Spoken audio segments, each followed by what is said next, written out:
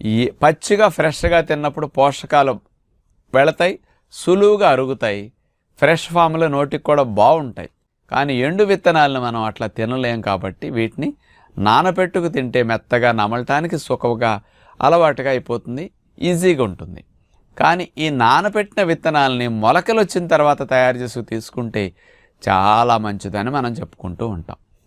గింజకి 2 రోజులు అట్లా మూటగట్టు ఉంచేసరికి 2 అంగుళాలు, అంగుళం, 3 అంగుళాలు అట్లా మొలకలు వచ్చేటట్టు చేసుకుని కనుక మీరు తింటే 2 ఎండు గింజలు ఈజ్వల్ ఒక మొక్క వచ్చిన గింజకి సమానం అయిపోతాయి.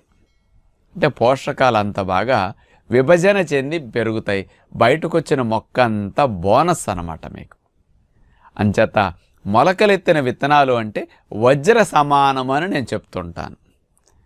మిగతా ఆహారాలన్నీ రాగి, వెండి, బంగారం, ఇనుము లాంటివే. వజ్రాలు అంటే ఆహారాల్లో మొలకలే.